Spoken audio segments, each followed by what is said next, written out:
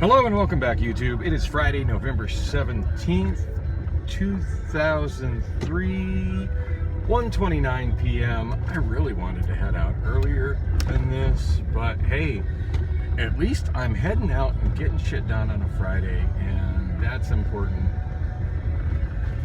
Wow, I just saw two of the coolest looking decorated pumpkins up on the wall on the right.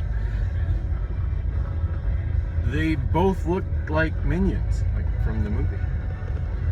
Not quite sure what that's doing up on the wall a week before Thanksgiving, but I like it. Let's hear it for decorative pumpkins. Didn't vlog yesterday, I thought about it and I just realized I've been recording way too much again. And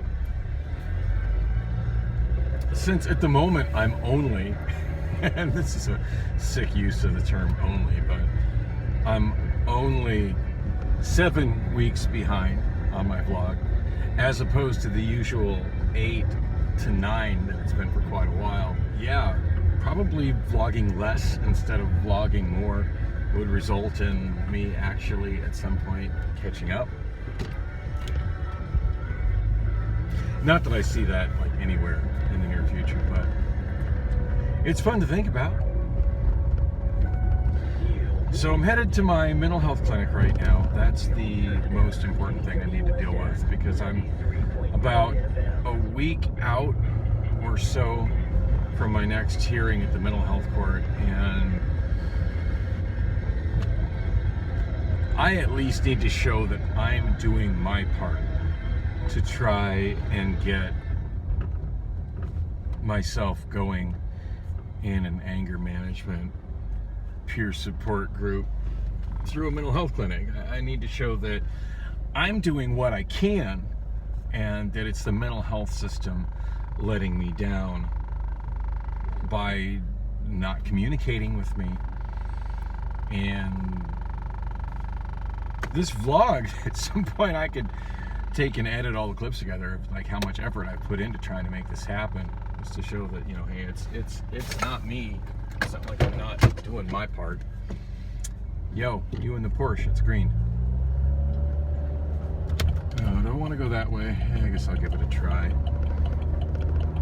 I should have looked at the traffic on Google Maps before heading out. I don't know really what I'm dealing with at the moment. I'm gonna head to the freeway anyway. If it looks terrible, I can always take an exit and get off of it. So I didn't vlog last night. As I explained prior, mostly just because I just felt I needed to slow down shooting videos. It was a Steve night, and as glad as I am to have Steve back, last night reminded me of all the things that I don't like working with Steve. All too often he kept putting it on stations that play really mediocre hip-hop. And I'm not a person who doesn't like hip-hop. I actually am very into hip-hop, but I'm pretty selective about it. And just because I like hip-hop doesn't mean I want to hear the new flavor of the month repeated every 2 hours. I consider myself a fan of Doja Cat, but her most recent single, if I don't hear it again for the next 10 years, that will be fine. She Devil is the name of the song. Every time I hear the chorus on that, I'm hearing Geppetto, Geppetto, and I'm thinking, why is she leaving out Pinocchio? And then I imagine her sitting on Pinocchio's face, yelling at him to tell her lies. My mind goes to weird places. You'll have to excuse that. Or get really used to it if you're going to keep watching this channel. On that note, I still think she's hot as hell, and every now and then when somebody's talking about Doja Cat, I have to kind of show the best evidence that I have that I've been into her for a very long time. And that's a saved image of her from a video shoot in which she's fully nude and absolutely gorgeous. And sorry, can't include it on the video. That would be a violation of YouTube rules. I can't even link to it, because I've already been violated for doing that. And I'm not sure if that image is really on the internet anymore. I believe it's been kind of scrubbed from the internet, but It's still on my phone, complete with the download date, which is the best evidence I have that, yeah, I was into Doja Cat long before the masses had heard of her. And the only other thing I have to say on that subject is, moo, I'm a cow. Anyway, moving forward. Yeah, last night there were so many cars that needed to be moved forward in the maintenance yard. There were cars in the wrong places in the maintenance yard. There was, at one point, 2 rows completely full and 1 row, a 3rd row, getting started in the maintenance yard, or specifically in the gatekeeper. That many rows in the maintenance yard is nothing. That many rows in the gatekeeper is a problem. Now, to be fair, when we got there, it was overwhelming how much work was undone. Apparently, Esther didn't show up at all yesterday. This is why I'm supposed to check the traffic before I even get on this freeway. It's going to take me a while just to get the hell off, and I'd have been ahead. With this level of traffic up here, I'd have been ahead to just stay on Oak Street and cruise along at 30 miles per hour, because I wouldn't be going out of my way, and I'd be steadily cruising at 30 miles an hour, occasionally getting up to like 35. So yeah, there are all these cars in the gatekeeper, and it was like that when I got there. There were a lot of cars just misplaced when I got there. Ran into, in fact, before I even had a chance to move any cars, because typically I'll work for about 15, 20 minutes. Shit, the day before I worked for a full hour before I end up connecting with the other maintenance drivers and then working with them as a team. That's been my routine for quite a while. I've realized that it's a more productive use of my time, and I'm completely capable of doing the job by myself. And sometimes I feel like I get more done when I'm working by myself anyway. I just get what I can done by myself, as opposed to when I first started the job, I would spend an amount of time not really getting anything done, just trying to figure out where the other maintenance drivers were to connect with them. Wow, that is a lot of people trying to make a left turn there on the McDowell and get past that red left arrow. It's a lot of backup just trying to get past McDowell here.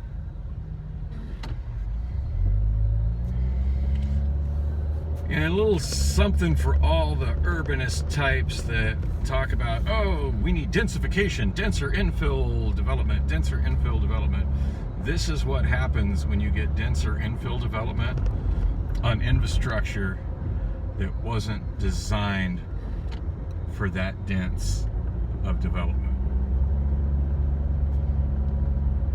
I never thought I'd see the day that these streets around Phoenix were this congested. Here we are. I'm still pretty damn good at getting around it, not getting stuck in traffic, and I would argue I haven't got that stuck yet today, but sorry, I was distracted by the woman on the right. I couldn't tell if she was good looking or not. Oh, I miss being able to see at that distance clearly. That's an interesting trailer. Yes, I got somebody ahead of me. The trigger, the left arrow.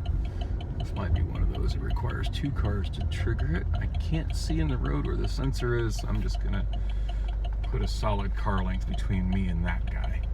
That's generally the trick to getting a green left arrow in Phoenix.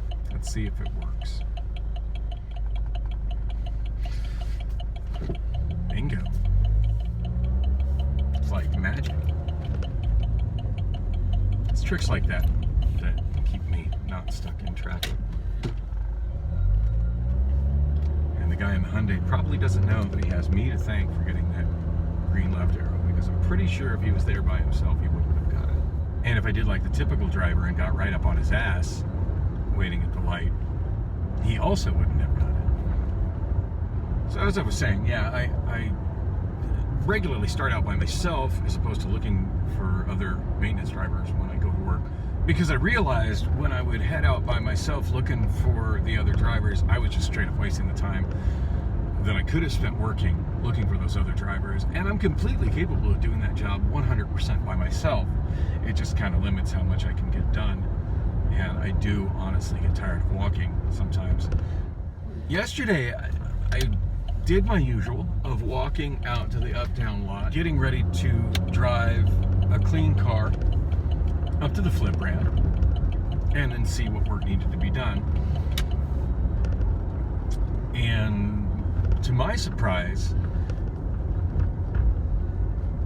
I saw the maintenance crew driving by there, tooting their horn, and at that point the maintenance crew consisted of, I love how everybody just, oh, yay, the light stopped blinking.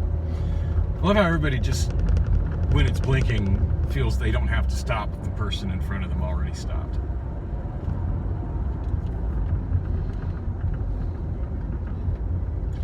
Imagining my best route to the mental health clinic would be to stay on this and go under the 51 freeway, formerly known as the Squaw Peak Parkway,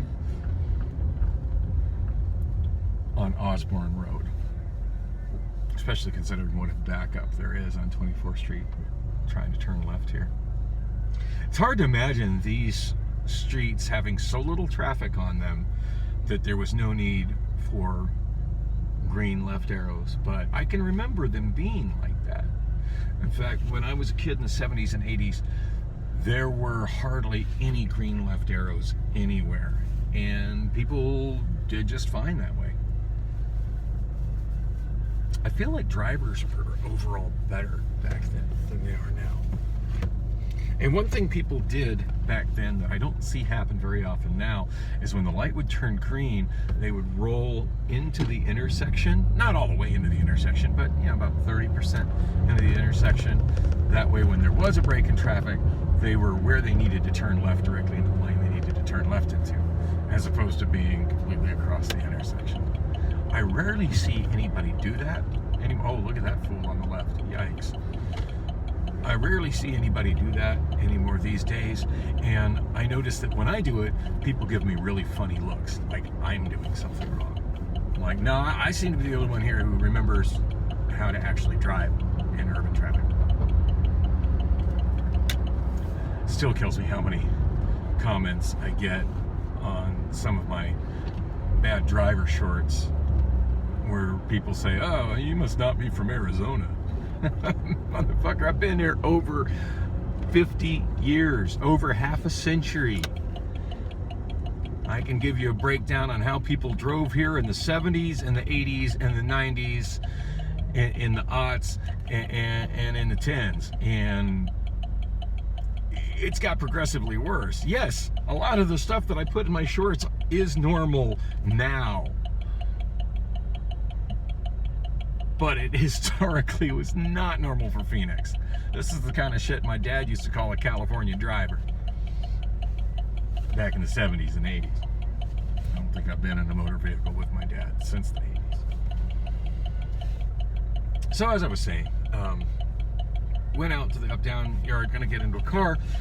Maintenance crew pulls up, consists of Keontae driving a Shag, and Steve riding shotgun. I clocked in 5 after, so that's even technically on time. I can't remember if the window is 5 or 10 minutes, but either way, like 5 after, I'm fine. That's not even late. And considering how I am about showing up, that's Dan early. So I go riding with them, and as we start roaming around, I'm just flabbergasted by how many cars are piled up everywhere. And apparently it just picked up Steve, because Steve commented, what the hell, have you guys not been doing anything all day? To which Keontae replied that as far as he knew, he was the only maintenance driver that even showed up. So no Esther. Esther's still technically a maintenance driver. Now, she hardly ever goes up to take things off the maintenance line. She generally rides shotgun with the guy who wraps his face like a mummy, who is some kind of a shop lead, Hertz employee. She's usually rolling around with him on his golf cart and moving stuff around on the yard. To be fair, in the daytime, there is so much of that stuff that needs done that it's a good thing, because it frees up the other drivers that really don't want to do it to bring stuff down from the maintenance lines. In fact, sometimes I find myself in awkward situations where, as the night maintenance lead, who most of the time is working by himself, I'll get down into the yard, and I'll want to tighten up the yard before I go back up again, and I'll realize that Esther's down there doing it, and she's looking at me funny, wondering why I'm encroaching on her stuff, because I do it a little bit differently than she does, you know. At which point I just kind of smile and say, "Hey, Esther," and wave, and then quickly find a task that gets me out of there. That worked nice. Made a nice quick left turn onto Osborne and just gliding right through Midtown traffic with no issue at all.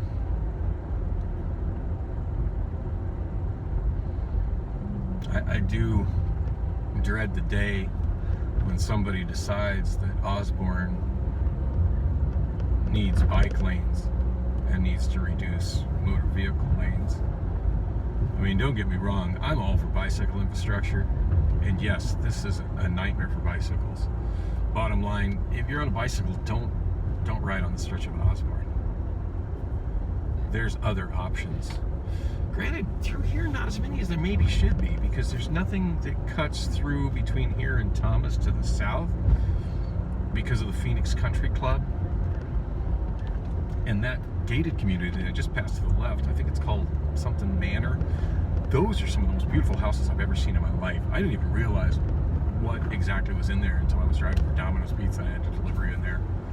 And I wish I could have shot some video of it, but it was so dark, like, I don't think it would have come out anyway.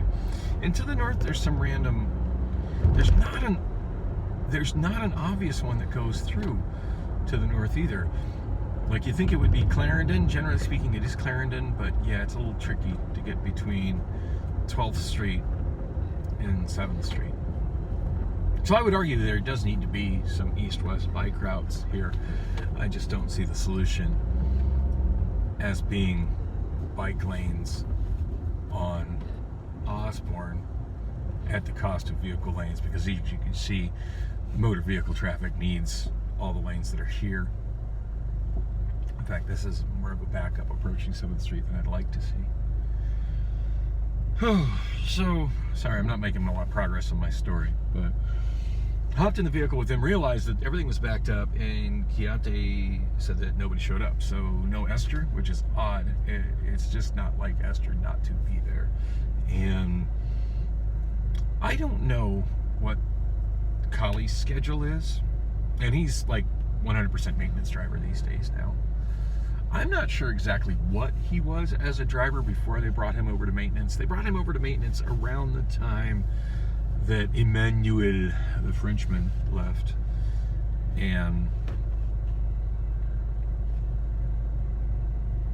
that's all he does now is maintenance. I know he was in another department before, I'm not sure what it was.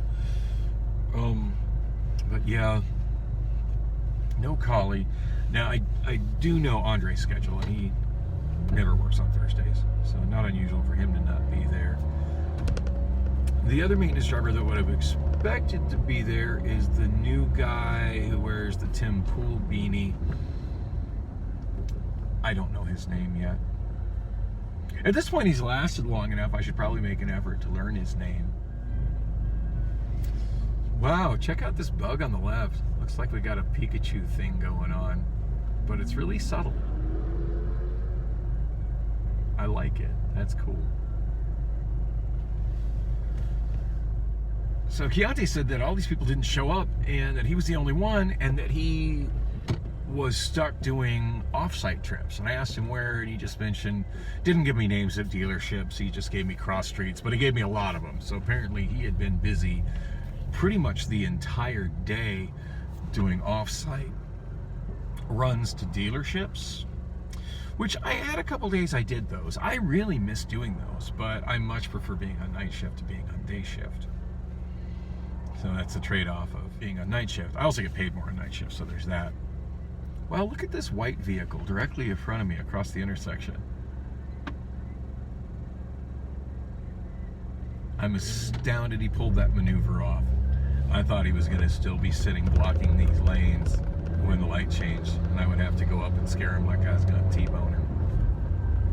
Oh crap, we're about to lose a lane. Fortunately, I do have a place to turn right and avoid this. Kind of interesting that I didn't see any vehicles in front of me, deciding that maybe this was a better option than wedging into that one single backup lane.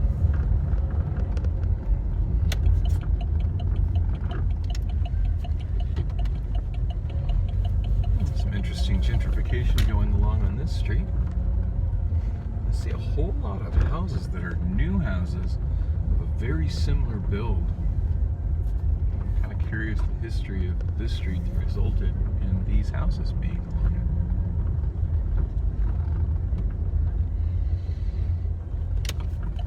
it. And I do not remember what used to be on this block of Mitchell Drive, which doesn't align very well with the next block of Mitchell Drive, which is where I'm going. And now comes the challenge of trying to find some place to park, because the parking restrictions on this street are stupid. A whole lot of space that there's room to park, but a whole lot of signs that prohibit it. When there's a mental health clinic right here that absolutely needs the parking. Does seem to be legitimate on-street parking here, though. Pick up and drop off area. Well, they did actually put up a sign that says pick up and drop off area, but that sign is not the proper sign to designate this. I should go and see if I can get shaded parking. It's a possibility. No need to resort to that parking spot if I don't have to. I like that they have the designated pickup and drop-off area sign. That sign doesn't look like it was put up by the clinic, though, not the City of Phoenix. Because if it was a City of Phoenix sign, it would be red and white, and it would be enforceable. This seems weird to me. We've got a red curb, which generally indicates fire lane, but then they actually have little stripes designating parallel parking spots on the right. So, and I see poles where fire lane signs previously were, and they've been taken down. So if it's not a fire lane anymore, how'd they get that past the Phoenix Fire Department? And if those fire lanes are there, they were there because it's city code and required to be there. And B, why are the curbs still red? I'm at the clinic. I need to get inside, try to see how much progress I can make on what I need to be working on in here, which is getting into I forget what the hell it's called, an anger management group. Also try to get another appointment with my benefits specialist. And also, what the hell else am I trying to do? Maybe get myself another bus pass. I mean, I haven't swiped the last one, but having as many ready to go as possible is definitely a good safeguard to have.